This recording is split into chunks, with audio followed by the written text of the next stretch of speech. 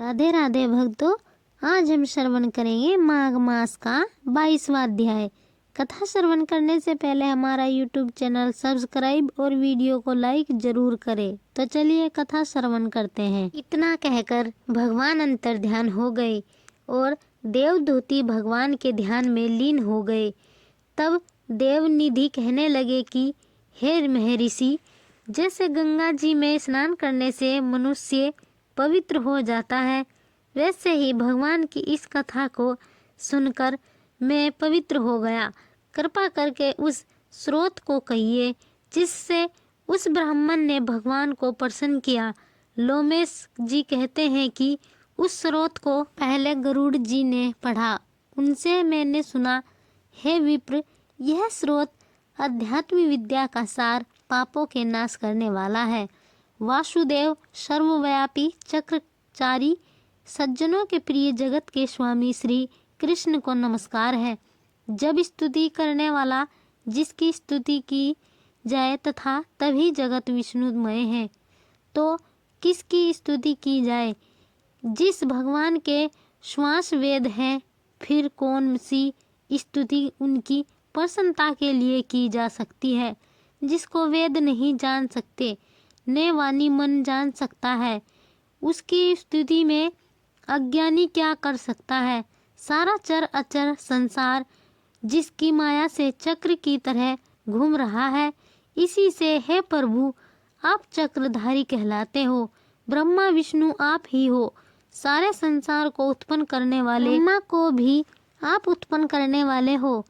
जब जीव शरीर को धारण करता है तब उसको ज्ञान उत्पन्न होता है। तुम सब सुखों के दाता हो, इसमें कोई संदेह नहीं है। आपसे संपूर्ण सुखों के देने वाली बुद्धि उत्पन्न होती है। आप ही 5 कर्म इंद्रियां, 5 महाभूत तथा मन के विविध भाव हो। ब्रह्मा विष्णु रुद्र की कल्पना से आप संसार की कल्पना इसी प्रकार करते हो, जैसे पिता पुत्र की कविताओं में जो रूप शोभा देता है, उसी निर्गुण विष्णु भगवान को नमस्कार करता है, जिनमें ज्ञान रखने से श्रुतियों में कहे हुए कर्मों को लोग कहते हैं। उस पवित्र ब्रह्म को मैं नमस्कार करता हूँ। मैं उस सतरूप हरि को, जिसको योगी लोग सब प्राणियों में आत्म रूप में देखते हैं, उपासना करते हैं, जिसको अद्वैत कहते हुए गाते हैं और यज्ञ करते हैं, उस माधव भगवान को मैं नमस्कार करता हूँ। मनुष्यों को माया तथा मोह में पैदा हुए विचित्र आभास, अहंकार तथा ममता को जानकर खो देते हैं, उन भगवान को मैं नमस्कार करता हूँ। संसार में मनुष्यों के मोह रूपी वायु से सदा भभकने वाली ज्वाला आपके चरण कमल की छाया पहुँचने से नहीं जलती। जिसके स्मरण मात्र से मोह, अज्ञान, रोग, दुख दूर हो जाते हैं, उस अनंत रूप को नमस्कार करता हूँ, जिसमें मिल जाने पर और किसी दूसरे की इच्छा नहीं रहती। जिसको जानकर अद्वैतवादी आत्मा को देखते हैं। यदि विष्णु शब्द का अर्थ और उसके विषय का ज्ञान एक ही होता, तो इस सत्य से हे माधव, इस संसार की माया में फंसकर तेरे ही ध्यान में रहता। यदि वेदांत दर्शन में भगवान सारे संसार में व्याप्त हैं, तो इस सत्य से भगवान में भरी निर्विघ्न भक्ति हो, जो बीज नहीं है तो भी बिना बीज के स्वयं विद्यमान है, सो वह विष्णु भगवान ज्ञान रूपी रंग से हमारे बीज के टुकड़े टुकड़े को, जो सृष्टि स्थिति तथा लय के लिए ब्रह्मा विष्णु महेश 3 रूप धारण करते हैं और कार्य में सतरज और तुम इन तीनों गुणों में विद्यमान है, वह भगवान मुझ पर प्रसन्न हो, जो प्राणियों के हृदय रूपी मंदिर में निर्मल देव व्यास करते हैं। वह भगवान मुझ पर प्रसन्न हो, जो अविद्यापूर्ण संसार का त्याग करता है। जगमन्य आप हो, आपका बनाया हुआ विश्व आनंद करता है। आपके त्याग करने पर अपवित्र हो जाता है, उसका साथ करने पर भी तुम बिना साथ के बने रहते हो। विकार रहित जिनके चारवारक पंचभूत योग से पैदा हुए चैतन्य मानते हुए उपासना करते हैं। जैन लोग आपको शरीर का परिणाम मानते हैं और सांख्यवादी तुम्ही को प्रकृति से परे पुरुष मानकर ध्यान करते हैं। जन्म इत्यादि से रहित चैतन्य रूप सदा आनंद स्वरूप उपनिषद जिसकी महिमा गाते हैं। आकाश आदि पंच महाभूत देह मन बुद्धि इंद्रिया सब कुछ तुम ही हो, तुमसे अलग और कुछ नहीं। तुम ही सब प्राणियों के उत्पन्न करने वाले हो और मुझको शरण देने वाले हो। तुम ही अर्घी रवि इंद्र होम मंत्र क्रिया तथा फल सब ही हो। कर्म के फल देने वाले बैकुंठ में तुम्हारे सिवाय कोई नहीं है।